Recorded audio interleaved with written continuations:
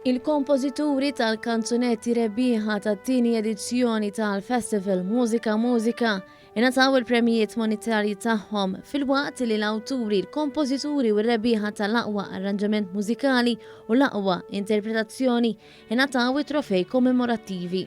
It-tieni edizzjoni tal-Festival li saret bejn il-21 u 23 ta' April għal darb'oħra irnexxilha tikseb suċċess grandjuż.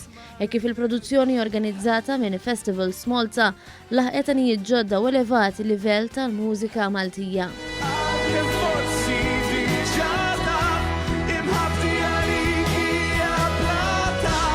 L-edizzjoni tal-2022 intrebħet mill-kanzunetta Bla Tarf, interpretata minn Kurt Calleja, b'kitba tiegħu stess u kompożizzjoni ta' Kurt Calleja, Alessandro Spiteri Monsignor u Peter Borg.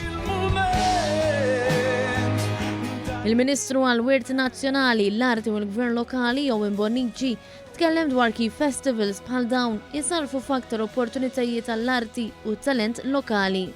Il-Mużika Mużika lina huwa festival importanti ħafna li jippromovi mhux biss it-talent Malti, imma jippromovi il-Malti li huma żewġ għanijiet importanti ħafna lina u llum fit-taħdida li kellna flimkien mal-awturi, kompożituri u kantanti li nataw premijiet għal dak li għamlu f'Mużika Mużika din is-sena, komplejna nsaħħu din ir-rabta li teżisti biex inkomplu mmexxu l qudiem dan il-festival li daħal fil-qlub ta' ħafna nies. Annabel Stivala, l-kap eżekuttiv ta' Festivals Malta, tkellmet dwar l-iżvilupp tal-festival u kif Festivals Malta ser tkompli tinvesti f'dan il-proġett li huwa tant tal-qalb il-poplu Malti.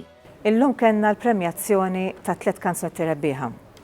U millum il-qoddim ħankomplu nħarsu l-qoddim biex inkabru dan il-festival, inkabru il-ħarsin lejn il-mużika Maltija u l-kultura ta' pajjiżna. Min-naħa tiegħu iċ-Chairman ta' Festivals Malta, Norman Hamilton, kompla faħħar l-organizzazzjoni tal-festival u l-valur importanti li festival bħal dan iġib miegħu.